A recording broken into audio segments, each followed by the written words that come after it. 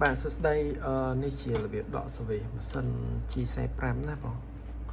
ជាដំបូងបង download file ហើយបងនេះបងបើកកម្មវិធីមករកមកអូខេហើយនេះបងចុចលើវាមកហើយបន្ទាប់មកនេះបិទវាសិនបិទទី1បិទហើយបន្ទាប់មកបងចុចចូលពាក្យ add remove exclusion ហើយបន្ទាប់មកបងចុចថា yes នេះបង add file វាចូលមកណាកុំឲ្យមេរោគស៊ីបាទ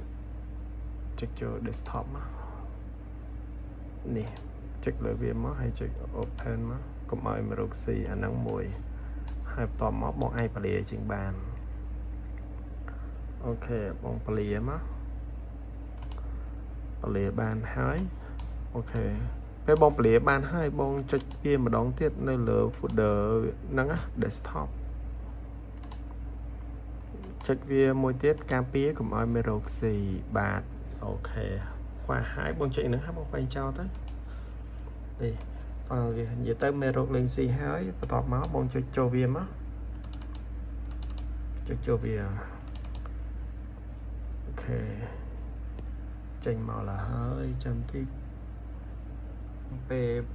ពេលវាបើកចេញមកហើយនេះបងចុចលើវាមកបងចុចចូលពាក្យ property អូខេហើយបន្ទាប់មកបងចុចចូល capacity នេះពេលនេះបងយកពាក្យ Windows X3 មកណាបងចុចចូលបែបអញ្ចឹងមកអូខេបងចុច apply ហើយចុចអូខេហើយបន្ទាប់មកបង run លើវាមកអូខេ run ហ្នឹងហើយបាទហ្នឹងហើយហើយបន្ទាប់មកនេះបាទអូខេបន្ទាប់មកជាពាក្យ accept select បង select ចូលម៉ាស៊ីន G45 បងណា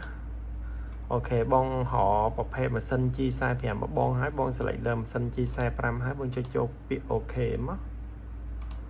ចុចចូលពាក្យ OK មកឧទាហរណ៍ដូចជាមួយណា